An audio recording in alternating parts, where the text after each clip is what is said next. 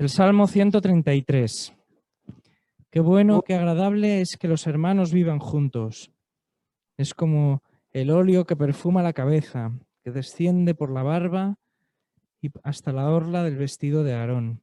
Es como el rocío del monte Hermón que baja por los montes de Sión. Allí derrama el Señor su bendición, la vida para siempre.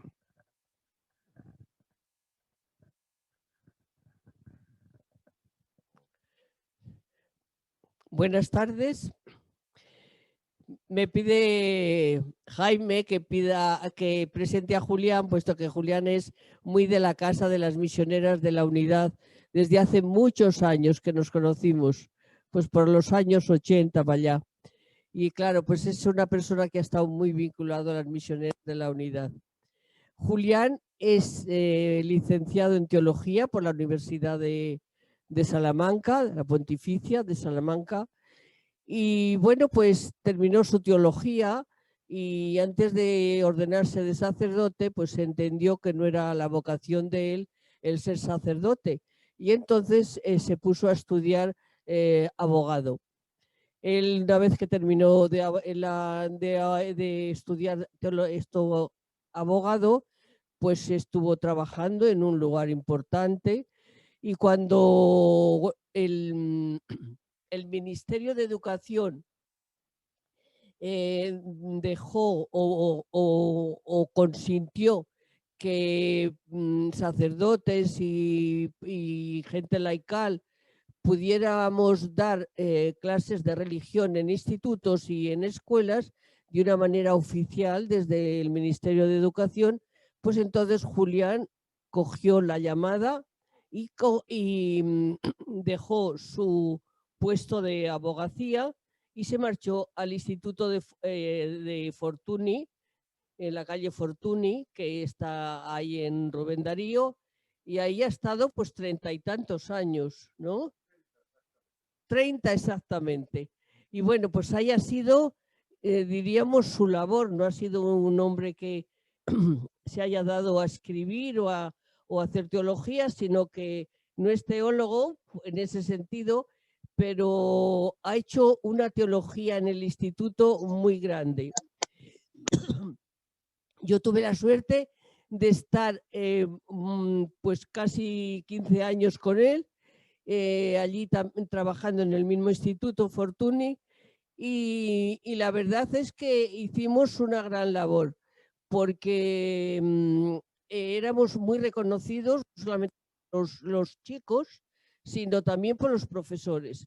Y entonces, bueno, pues Julián, como tenía más tiempo que yo tenía que venir a la casa pues, a hacer nuestras labores del carisma misioneras de la Unidad, pues entonces Julián preparaba obras de teatro, acompañaba a los chicos a viajes por distintas zonas del mundo, etcétera. O sea que la verdad es que un papel muy importante en el instituto. Y bueno, pues su presencia también como un seglar comprometido fue de un testimonio muy grande para muchísima gente que parece que estaban un poco reticentes, pero yo creo que su testimonio fue muy grande. Tenemos la suerte de que Julián es un gran amigo y es un gran creyente. Es de estos que hacen el cristianismo de una manera silenciosa. Incluso pues por la noche sale a dar bocadillos a gente de la calle y a llevar algo caliente. Y bueno, pues está tanto su mujer como él son unos verdaderos apóstoles en la Iglesia. Ojalá muchos cristianos aprendamos a dar también nuestro tiempo y nuestra formación para extender el cristianismo de una manera o de otra, cada uno donde esté y en el lugar que Dios nos ha puesto. Gracias, Julián.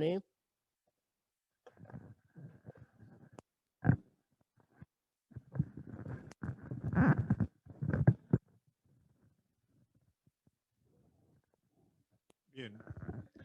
Bueno, pues nada, muchas gracias, María José. yo creo que lo que estoy más de acuerdo contigo de todo lo que has dicho es que mi labor ahora es una labor silenciosa, sobre todo desde hace 2 años que tuve un proceso de lo que llaman sordera súbita y de la noche a la mañana me he quedado prácticamente que oigo muy poco. Por eso la labor silenciosa, totalmente de acuerdo.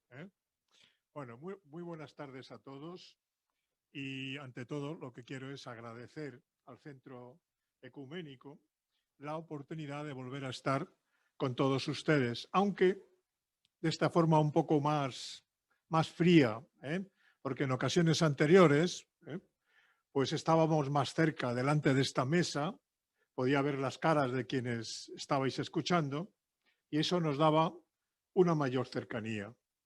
Pero es necesario adaptarse a estas circunstancias tan duras que nos está tocando vivir a todos y de la que yo creo que estamos empezando a estar un poquito cansados, pero seguimos pidiendo que no nos falte el ánimo para seguir adelante porque hay mucho trabajo que hacer. Bien, me corresponde hablar del documento de Abu Dhabi. Precisamente en estos días, hace pocos días, el 4 de febrero, se ha celebrado el segundo aniversario de la firma de este manifiesto y se ha convocado un encuentro virtual, eso sí, virtual, como prácticamente todo lo que se está realizando ahora, con este motivo. Y este encuentro virtual ha tenido lugar en la misma ciudad de Abu Dhabi, la capital de los Emiratos. Un poco más adelante volveré a referirme a este encuentro del pasado 4 de febrero, porque creo que las palabras del Papa han sido muy importantes y van un poco más allá de lo que se recoge en este documento. Esta declaración hay que hacer ante todo una primera afirmación. Nos encontramos ante un documento de una importancia muy grande, muy grande. Esta declaración, cuyo título exacto es Documento sobre la fraternidad humana por la paz mundial y la convivencia común, fue firmada, como acabo de decir, en la capital de los Emiratos Árabes Unidos el 4 de febrero del 2019, con ocasión del viaje apostólico que el Papa Francisco realizó a este país. Es un documento ciertamente muy significativo por su contenido, desde luego, pero también por la personalidad de los firmantes. Lo firmaron, como ya sabemos, dos personas muy representativas, el Papa Francisco, cabeza de la Iglesia Católica, y el gran imán de la Mezquita Universidad del Cairo, Al-Azhar. Se firmó en presencia de 500 dignatarios reunidos en un congreso internacional sobre la fraternidad.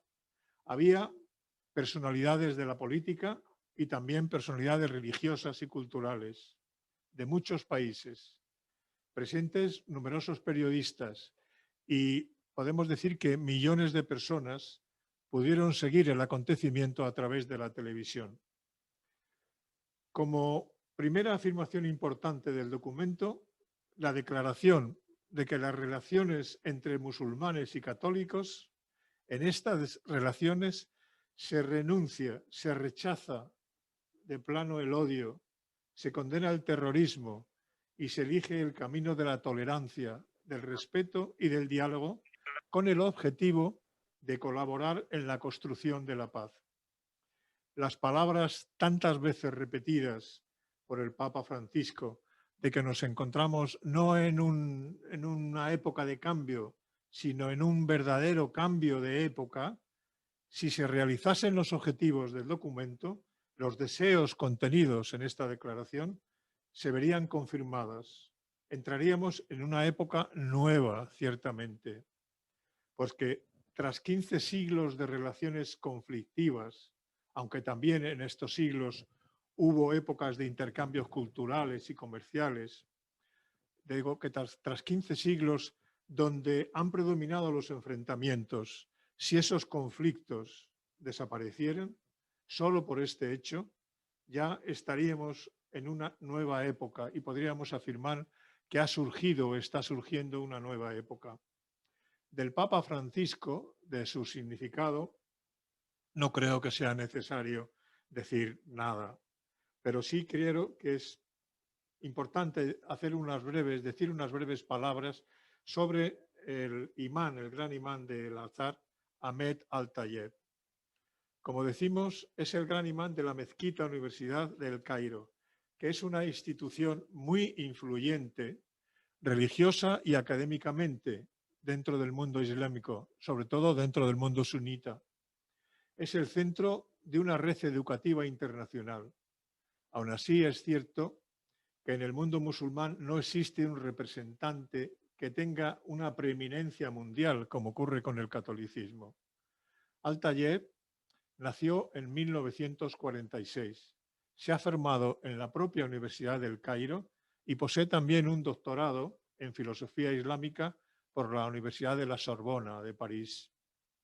Hosni Mubarak, a la sazón presidente de Egipto, le nombró gran imán en 2010 y es un cargo vitalicio.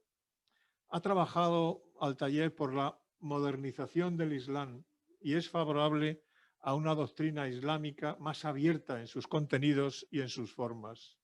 Y en más de una ocasión, precisamente por esta apertura que él defiende, ha recibido críticas de los sectores más rigoristas dentro del mundo islámico. El Papa y el Gran Imán, antes de la firma del documento, ya se habían encontrado en 4 ocasiones y habían mostrado el mutuo aprecio e intercambiado ideas que después plasmarían en el documento. El primer encuentro tuvo lugar en el Vaticano en mayo del año 2016. Fue un encuentro estrictamente privado y no se sabe mucho acerca de su contenido. El segundo tuvo lugar con ocasión de la celebración en el Cairo de una conferencia internacional por la paz en abril de 2017. El Papa fue invitado a esta conferencia y aquí se refirió a Al-Tayeb llamándolo hermano. Comentó que el diálogo entre cristianos y musulmanes debe ser no una estrategia con fines más o menos ocultos, sino un camino que merece ser emprendido con paciencia y tenacidad para transformar la competencia en colaboración, e insistió también el Papa que quien defiende el odio en nombre de la religión está creando una imagen idolátrica de Dios. El 7 de noviembre de 2017 volvieron a encontrarse en el Vaticano y entonces, muy probablemente, iniciarían los preparativos de lo que sería el documento de Abu Dhabi. Precisamente en el comunicado del Vaticano, en el que se informó de la celebración del encuentro virtual del 4 de febrero pasado, se decía que su santidad el Papa y el Gran Imán pasaron casi medio año, insisto, casi medio año, antes de la redacción de este documento, hasta su firma en el 2019. Estas son palabras pronunciadas por el cardenal Ayuso, el presidente del Pontificio Consejo para el Diálogo Interreligioso. El último encuentro entre estas dos personas tuvo lugar en octubre de 2018, también en el Vaticano, y es muy probable que el fin fuese ultimar los preparativos del documento.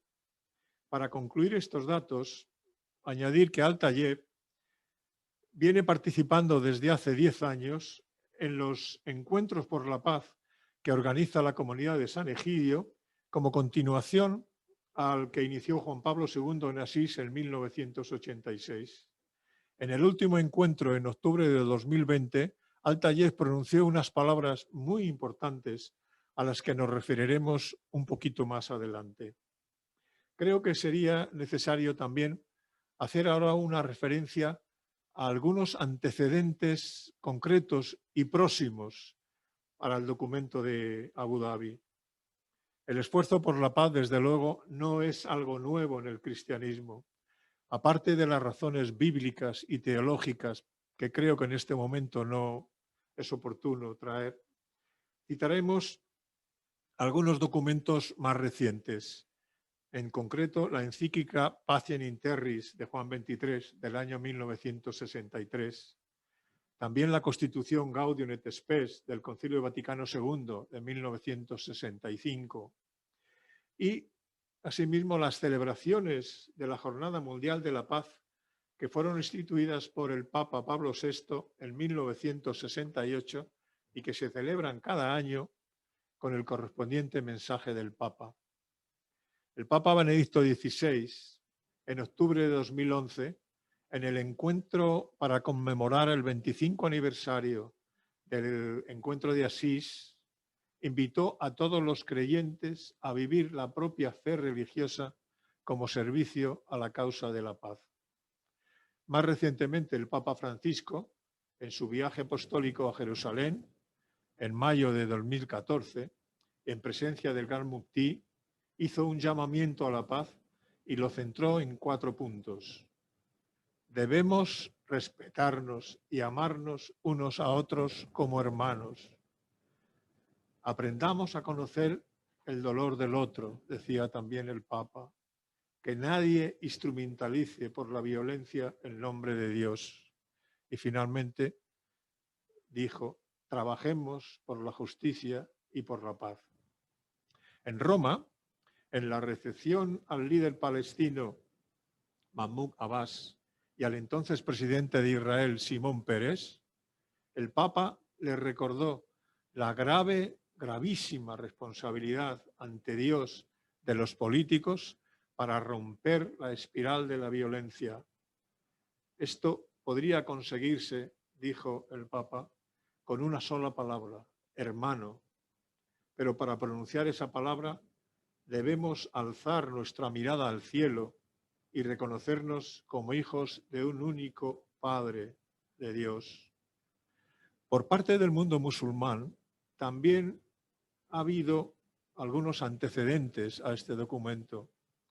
En el año 2007, en una carta firmada por 138 personalidades del Islam y a la que posteriormente se añadirían bastantes más y dirigida al Vaticano, recordaban estos firmantes que el amor por el único Dios y el amor al prójimo se encuentran afirmados muchas veces en nuestros textos sagrados.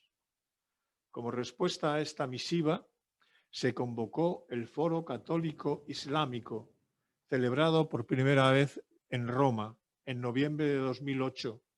Después se repetiría en distintas ciudades en los años 2011, 2014 y 2017. De las conclusiones del primer foro, publicamos en el Boletín de ACEMU, el boletín de la Asociación Centro Ecuménico Misioneras de la Unidad. Aprovecho para recordar a los aquí presentes que no estaría mal volver a iniciarlo con gente nueva, porque los que estuvimos trabajando allí ya hemos cumplido ciertos años.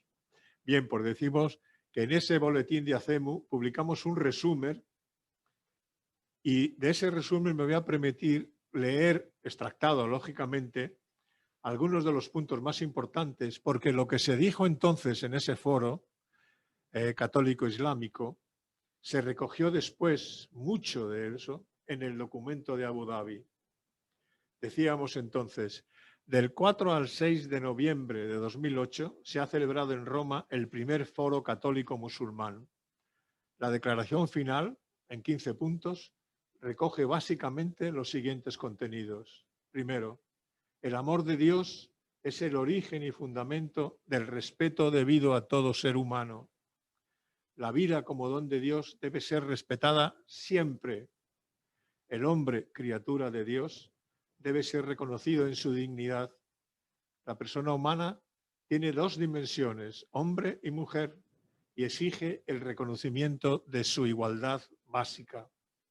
También se afirmaba el derecho a la libertad religiosa, a las convicciones, a las prácticas, a los símbolos. La pluralidad de culturas y civilizaciones es fuente de riqueza y nunca debía ser causa de divisiones y conflictos. Se hace un llamamiento a que católicos y musulmanes sean instrumentos de amor y de armonía y nunca factores de opresión, de violencia o de terrorismo. Se realiza una convocatoria para que todos los creyentes trabajen juntos en amor y en armonía y en favor de la paz y en favor de la justicia, luchando contra la desigualdad social, el hambre y el subdesarrollo. Se manifiesta la esperanza en los jóvenes que tienen derecho a ser formados en sus propias creencias y asimismo deben conocer con una información suficiente y veraz el contenido de las demás religiones. También se habla de la posibilidad de establecer un comité permanente católico-musulmán para estudiar y dar respuesta a posibles conflictos. Y termina con un compromiso de convocar un nuevo foro en el plazo de 2 años en un país de mayoría musulmana. Ya hemos dicho que se celebraron posteriormente otros 3 foros. Y vamos a llegar ya al análisis del documento propiamente dicho. Es un texto breve, de apenas 6 folios. Un prefacio, y el documento propiamente dicho. En total, 43 párrafos, sin numerar y sin apartados, sin títulos en cada uno de los párrafos.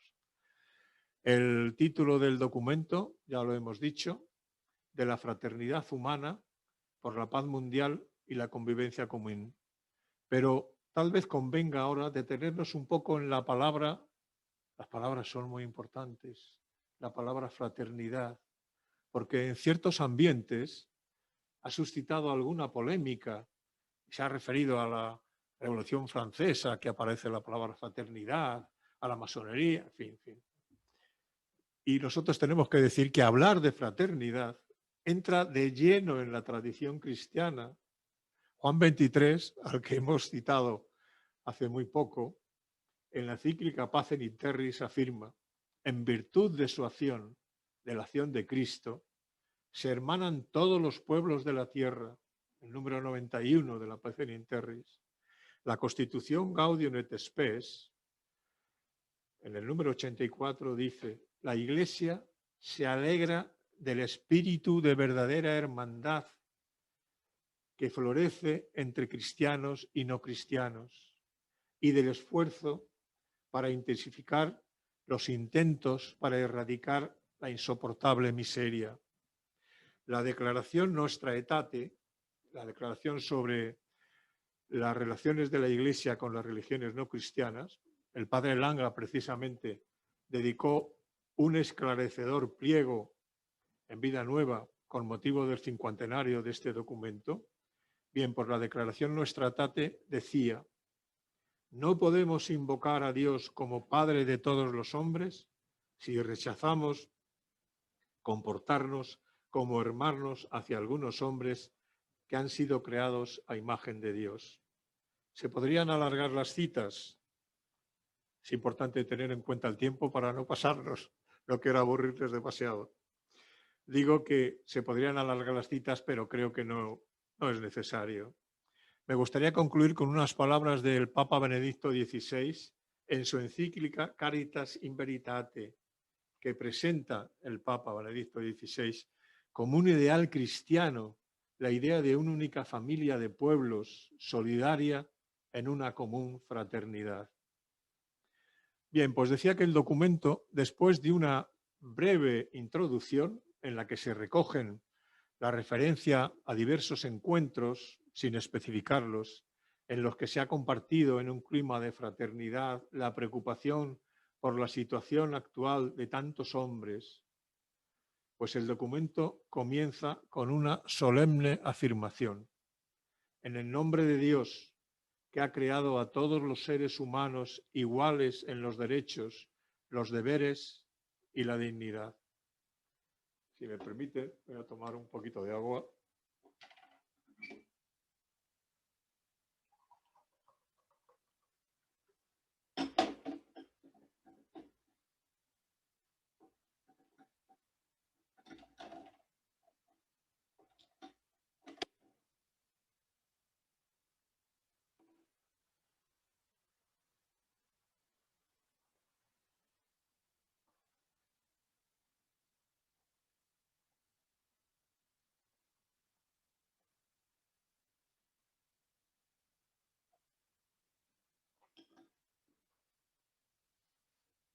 Bueno, perdón por la interrupción, pero a veces necesitamos tomar algunas cosas.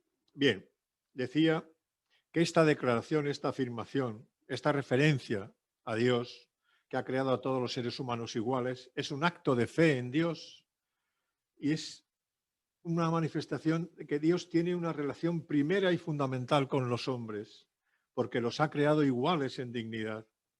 Es una afirmación, desde luego, de carácter religioso, pero con consecuencias importantes en otros ámbitos de la existencia. De esta afirmación deriva que la relación más propia entre los hombres debe ser la fraternidad.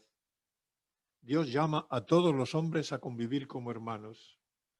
A continuación, el documento hace una referencia a la dolorosa situación de tantos hombres. El Papa y el gran imán Al-Tayeb se convierten en portavoces de quienes no tienen voz para que los poderosos de la tierra les escuchen. Dicen, en el nombre de los inocentes, de la inocente alma humana, en el nombre de los pobres, de los huérfanos, de los pueblos privados de seguridad, en el nombre de la fraternidad, de la dignidad, de la libertad y de la justicia, en el nombre de todos los hombres de buena voluntad. Son repeticiones que dan mucha solemnidad a esta declaración. El Papa y el imán son conscientes de que están hablando en nombre de la humanidad entera y en favor de tantos pobres, tantos míseros, necesitados, marginados, huérfanos, viudas, refugiados, exiliados, inocentes, golpeados y muertos, de víctimas de la guerra, de víctimas de torturas, de persecuciones. Y hablan también en el nombre de tantos pueblos cansados de violencia y destrucción que desean y buscan serenidad. Ya sabéis que el Papa se ha referido también en muchas ocasiones a esta guerra a pedazos que sigue presente. Si analizamos ahora mismo, en muchos países siguen existiendo guerras, y en algunos de ellos, pienso en Siria, desde hace tantos años, tantos años. Quienes así escriben, el Papa y Al-Tayeb, están convencidos de que las divisiones y los conflictos que causan tantas lágrimas entran en abierta oposición al mensaje de las religiones y, sobre todo, entran en abierta oposición a la voluntad de Dios, que no ha creado a los hombres para ser asesinados o para que luchen entre ellos, sino para reconocer el regalo divino que convierte a todos los hombres en hermanos. La desmesurada e insaciable avidez de beneficio económico, las ideologías odiosas y las políticas miopes hieren la fraternidad, pero desde la esperanza confían en que la solidaridad, la razón y los valores humanos tienen capacidad para restañar las heridas y reparar los daños. Por eso, se dirigen a los hombres de buena voluntad que están presentes en todas las partes del mundo, en todos los rincones de la tierra, a todos los hombres que aman la libertad y la justicia y que tienen suficiente capacidad para distinguir el bien y el mal.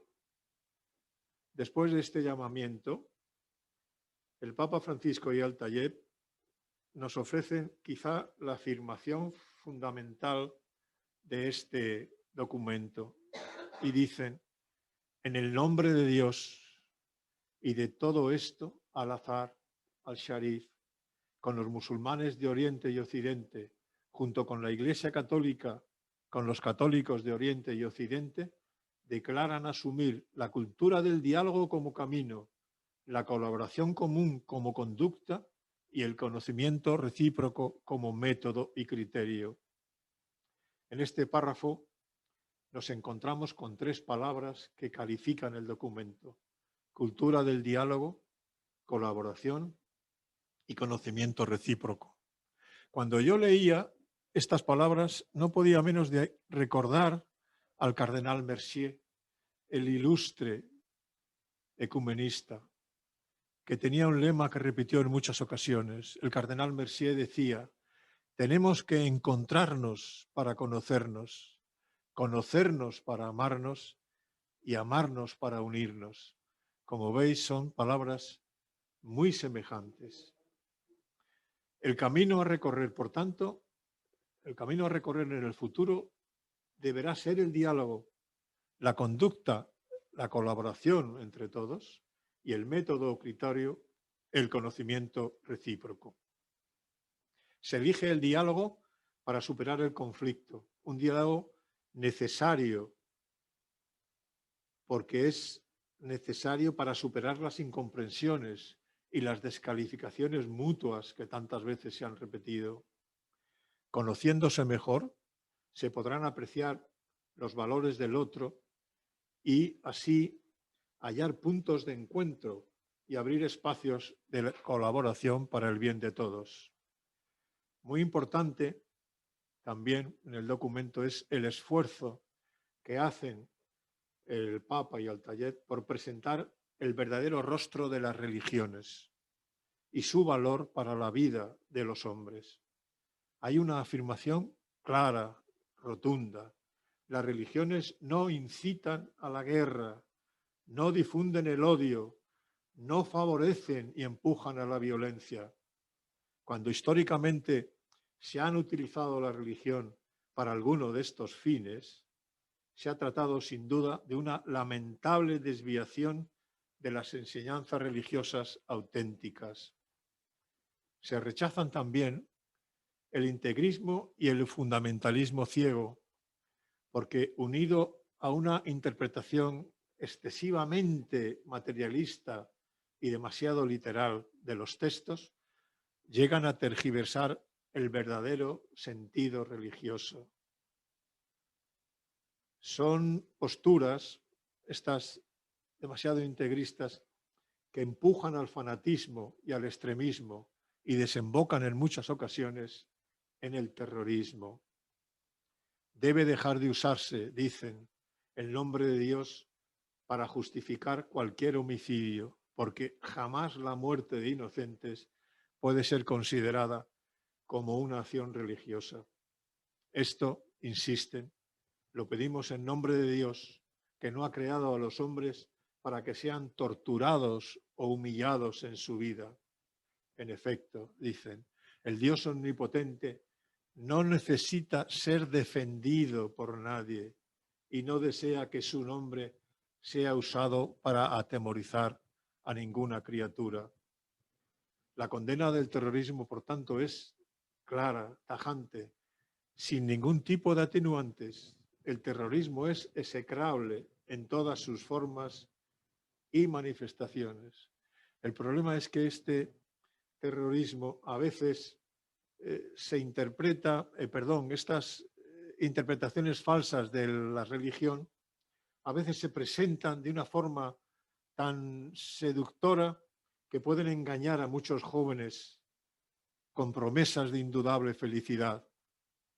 Algunos textos, recuerdo algún texto del fundador de los mujahidines que hablaba que el mártir, decía el mártir, cuidado con las palabras, el mártir es aquel que se suicida y provoca la muerte de muchos, dice el mártir, recibe la absolución de todos sus pecados y recibe también 72 bellísimas vírgenes, junto con la posibilidad de llevar al paraíso consigo a 72 familiares.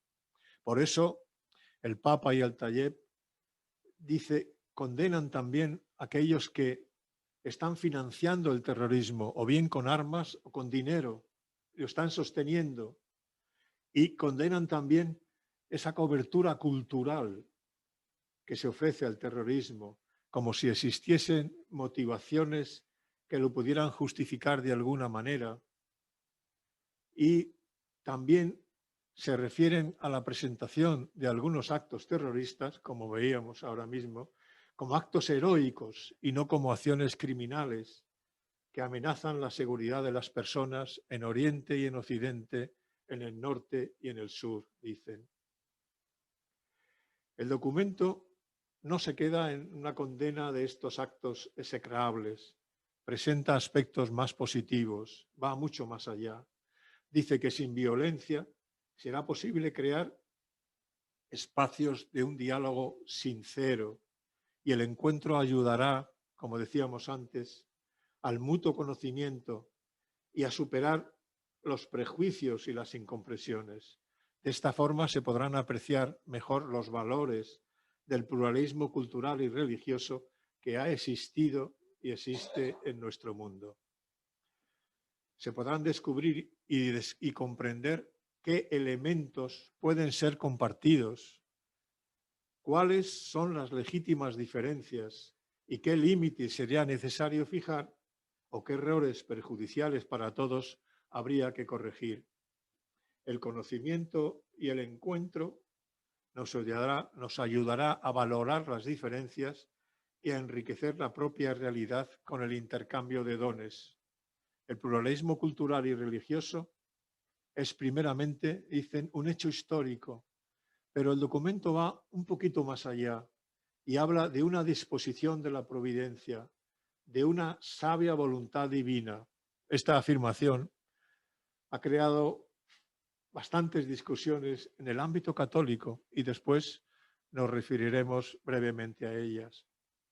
Sí se puede afirmar, desde luego, que el reconocimiento como un valor del pluralismo religioso es claro en el documento y se presenta como una consecuencia del derecho a la libertad de toda persona.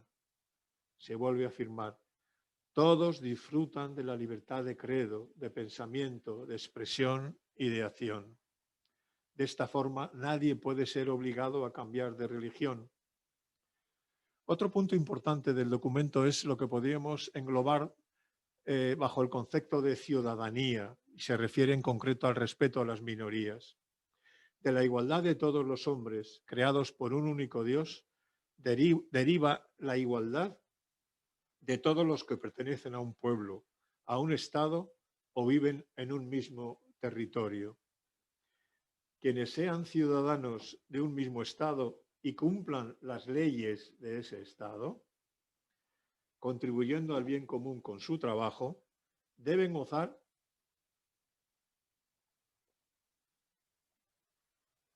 de los mismos derechos, porque los derechos no derivan de la pertenencia a una etnia o a una religión o a un grupo religioso. De ser así, implicaría una discriminación injusta hacia algunas minorías o grupos. Contra la discriminación de las minorías se afirma el principio de la plena ciudadanía. Todos los ciudadanos son iguales ante la ley y deben gozar de los mismos derechos civiles y religiosos.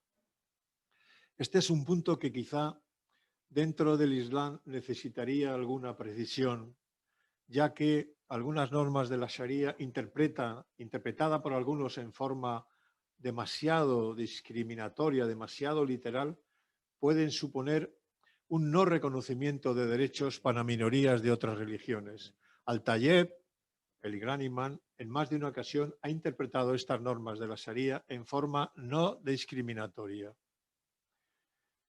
Respecto a la libertad religiosa, se reconoce el derecho al ejercicio público de la propia religión y a disponer de lugares de culto.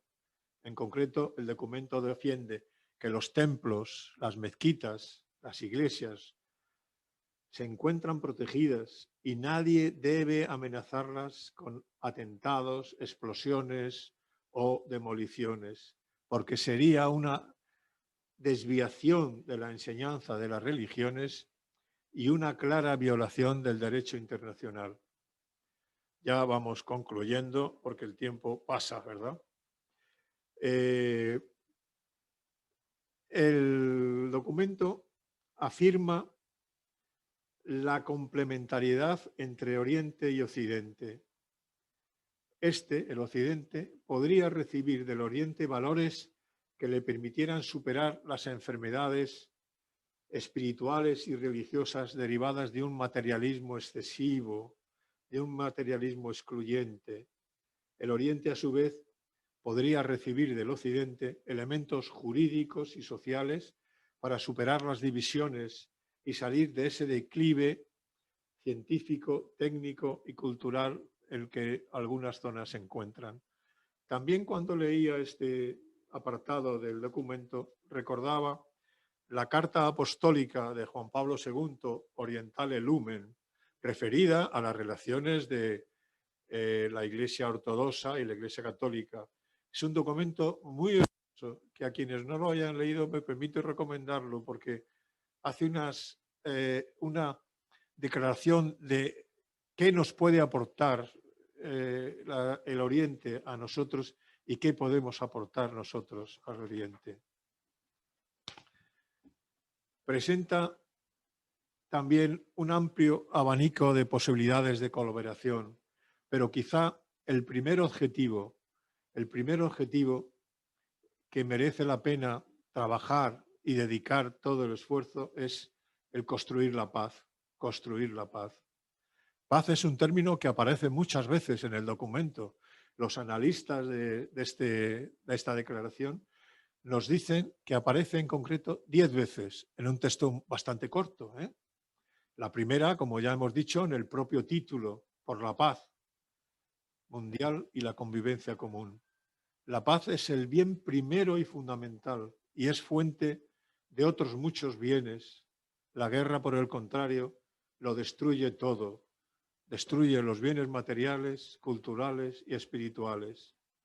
Dios ha creado a los hombres para que convivan como hermanos en el horizonte del bien, de la caridad y de la paz, repiten.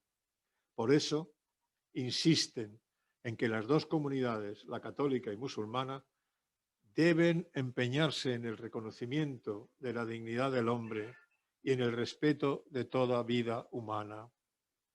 En este sentido, aparece también el rechazo a todas las prácticas que amenazan la vida, el aborto, la eutanasia, las manipulaciones genéticas, el tráfico de órganos humanos. Se condenan asimismo las limpiezas étnicas y todos los actos terroristas, eso ya lo hemos visto, y los genocidios que hacen peligrar no a personas individuales, sino a pueblos completos.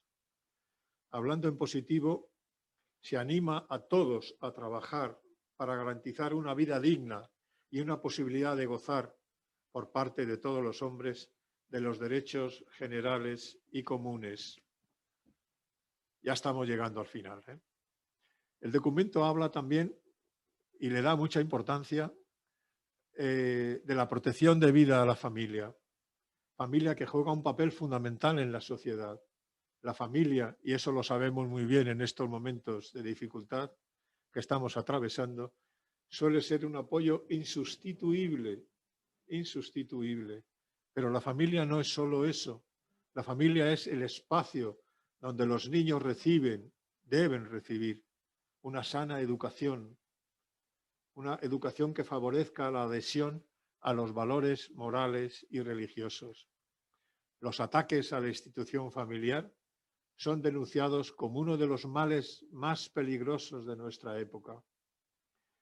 Y ya casi al final del documento se refiere a algunas categorías específicas de personas concretas: la mujer, los niños, los ancianos y los discapacitados. De la mujer se dice que es necesario seguir trabajando en la promoción de su dignidad, su derecho a la educación, al trabajo y al ejercicio de sus derechos políticos. Subrayan la necesidad de protegerla contra toda explotación sexual, por ejemplo, que en ocasiones lleva a que sea tratada como una mera mercancía o un medio de placer generador de ganancias económicas. No debemos, desde luego, pensar solo en las dificultades del mundo islámico. Tenemos que referirnos y ver lo que ocurre en nuestro mundo. Y en concreto, por ejemplo, en esa tan ansiada conciliación laboral, bajando a temas muy concretos que no se ha conseguido ni mucho menos y que a veces dificultan el trabajo de la mujer y el hacer compatible su tarea en la familia, de la mujer y del hombre, desde luego, con su misión en el trabajo. Francisco, en concreto, en el mes de febrero, dedica su intención a orar, a rezar por todas las mujeres que sufran, que están sufriendo cualquier tipo de violencia. También habla el documento de la protección de los derechos de los niños. El primer derecho del niño es nacer y crecer en un adecuado entorno familiar. Se condena, desde luego, explícitamente cualquier acto que viole la dignidad de los niños, pues a nadie le está permitido aprovecharse de su debilidad para traficar con su inocencia o para violar su infancia. Todos pensamos seguramente en el terrible crimen de la pedofilia que ha golpeado de forma tan tremenda a la Iglesia y a la sociedad en general.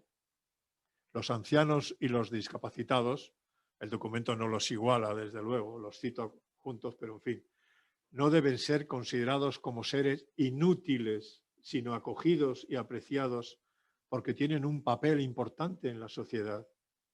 Debe valorarse la experiencia de los ancianos y, en cuanto a los discapacitados, su capacidad de transmitir afecto y ternura que humanizan a la sociedad.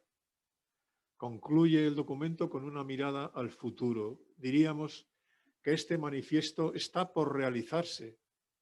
Está por realizarse. Nos habla de propuestas, de deseos. Por eso termina con una sugerencia triple, una promesa, una petición y un deseo.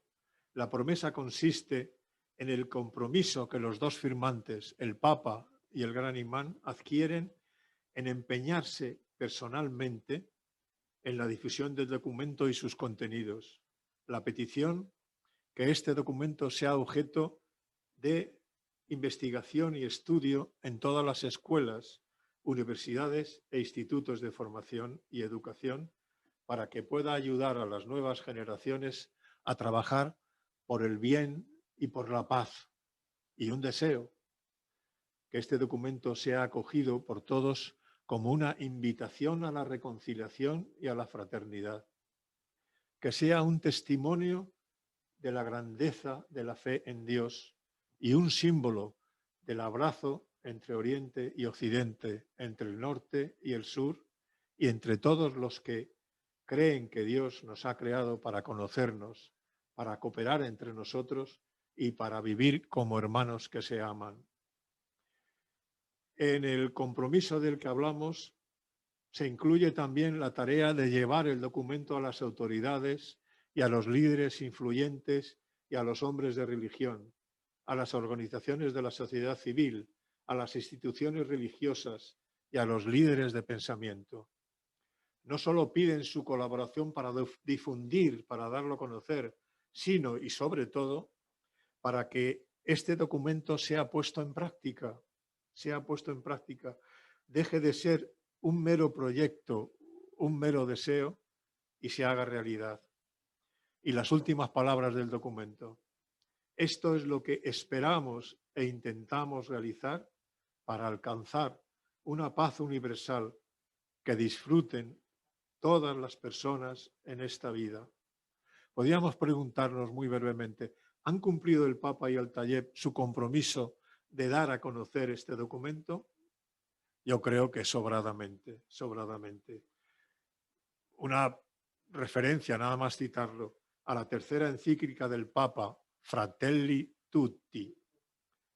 Esta encíclica recoge todo lo dicho en el documento, aunque va mucho más allá, lógicamente. Más recientemente, el 5 de enero pasado, el Papa volvió a hablar de la fraternidad y nos dijo que la fraternidad nos anima a abrirnos al Padre de todos y a ver en el otro un hermano, una hermana para compartir la vida y para sostenerse mutuamente, para amar, para conocer. Dice el Papa, la Iglesia valora la acción de Dios en las demás religiones, sin olvidar que para nosotros, cristianos, la fuente de la dignidad de toda dignidad humana y de toda fraternidad está en el Evangelio de Jesucristo.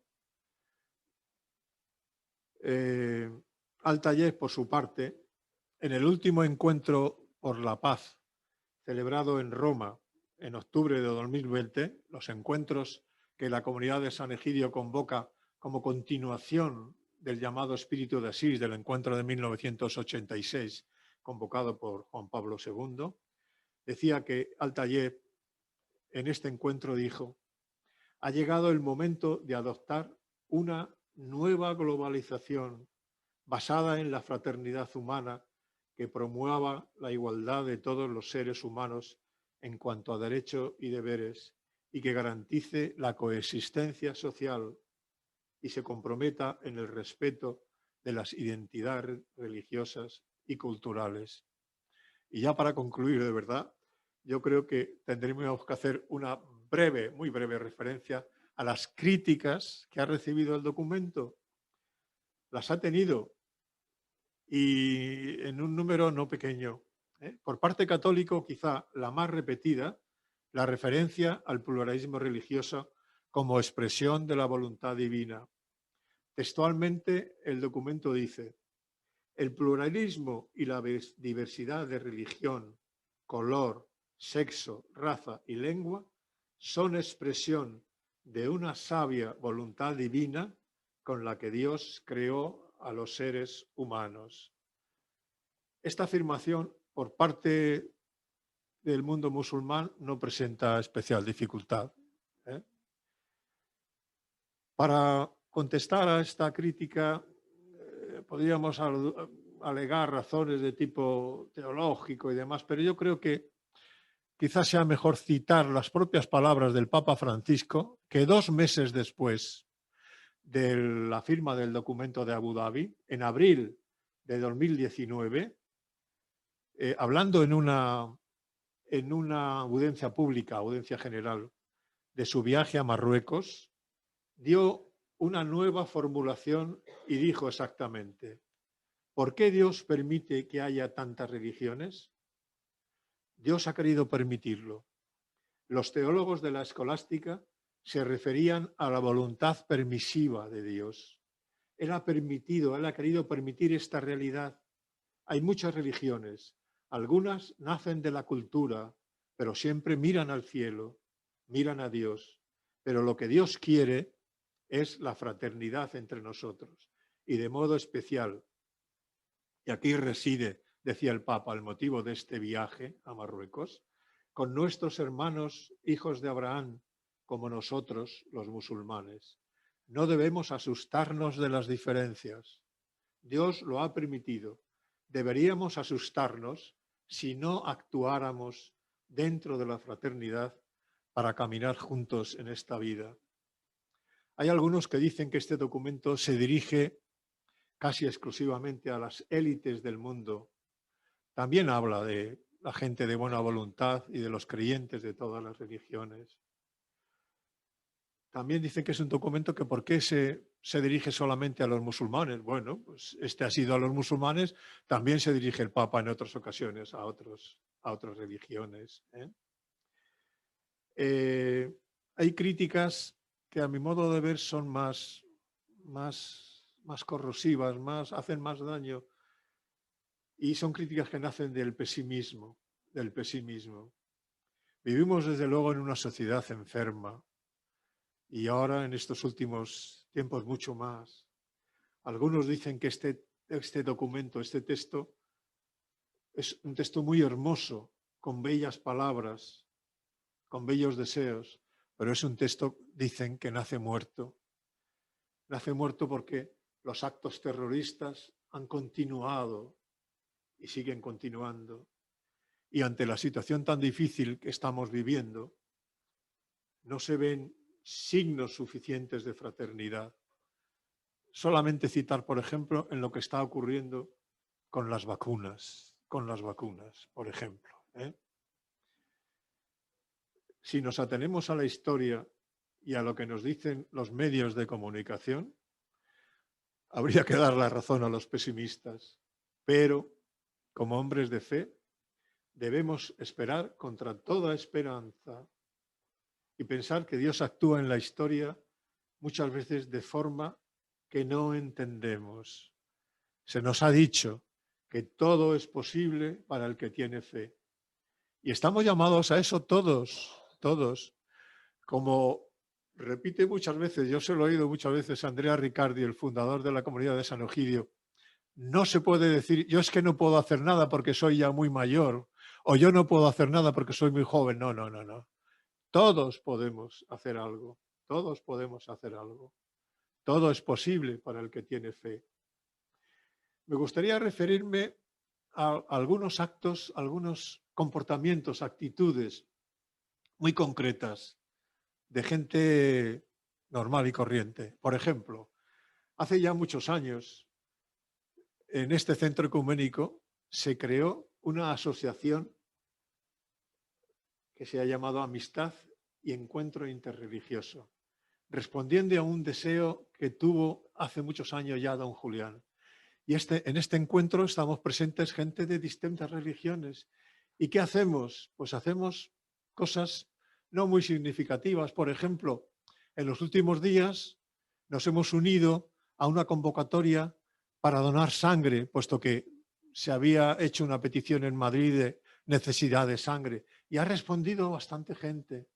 Hemos hecho algunas mesas redondas sobre diversos temas. En concreto, sobre este tema del documento de Abu Dhabi, en el mes de abril del año 2019, poco tiempo después de su firma, se hizo una mesa redonda en la que participaron pues, representantes de la Iglesia Católica, de las confesiones evangélicas, del mundo musulmán. Estuvo presente, lo recuerdo, Riaz Tatari, que precisamente falleció en el mes de marzo como consecuencia del COVID, junto con su esposa. Un hombre de una fe profunda, musulmán y abierto al diálogo y a la colaboración con el Centro Ecuménico, desde luego. También se han creado grupos de diálogo entre jóvenes musulmanes y católicos. Por ejemplo, en el último Alfa y Omega, en el último, se publicó un breve artículo que dice: ¿qué dice el Corán sobre la paz y la Biblia? Y se refiere a una iniciativa que han creado Arcoforum, la Casa Turca y una parroquia madrileña, la parroquia de Santa Maravillas de Jesús, que han acogido ya 5 encuentros en el que se reúnen jóvenes católicos, musulmanes y de algunas otras religiones. Se comienza compartiendo algo de comer y después se explica un texto, se dialoga sobre un texto en concreto, ¿eh? Y la gente participa y está muy contento y se liman asperezas y se da cuenta de que pues, tenemos mucho más en común de lo que nos separa. Y yo también me gustaría referirme, para terminar ya, de verdad, a un viaje que hemos realizado durante muchos años y que comenzó en el año 1998 y se llamó precisamente el viaje de los hijos de Abraham o el viaje de la Concordia. Era un viaje en el que participaban jóvenes, adolescentes más bien, de católicos, adolescentes evangélicos, musulmanes y judíos. Y se iba a distintos lugares de España en el que haya habido una presencia de alguna de estas religiones. Y os puedo decir, yo he participado en todos.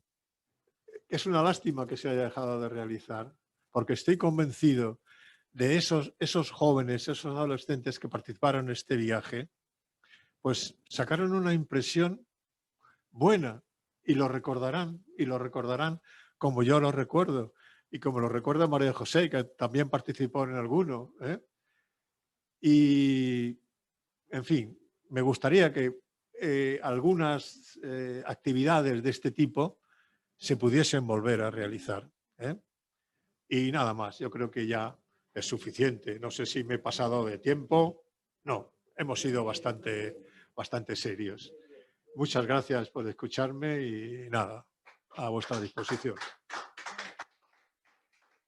Bueno, sí que, si me permitís, lo tenía porque lo he recogido y creo que es importante que en el videomensaje del Papa, en ese encuentro del 4 de febrero, el 4 de febrero pasado, sí que fue un poquito más allá de lo que se dice en este documento. En el videomensaje del Papa, muy breve, después de agradecer la presencia de Altayev y de las distintas personalidades, dijo: hoy no hay tiempo para la indiferencia. No nos podemos lavar las manos con la distancia, con la prescindencia, con el menosprecio. No nos podemos lavar las manos con estas actitudes. O somos hermanos, dijo, permítame, o se viene todo abajo, o se viene todo abajo. Es que son palabras muy serias, ¿eh? Es la frontera sobre la cual tenemos que construir. Es el desafío de nuestro siglo, es el desafío de nuestros tiempos. Fraternidad quiere decir mano tendida, fraternidad quiere decir respeto, fraternidad quiere decir escuchar con el corazón abierto, fraternidad quiere decir firmeza en las propias convicciones. No es renunciar a las propias convicciones, porque no hay verdadera fraternidad si se negocian las propias convicciones. Sigue, es muy breve y me permito recomendaros que lo leáis porque me parece palabras muy serias y muy a tener en cuenta.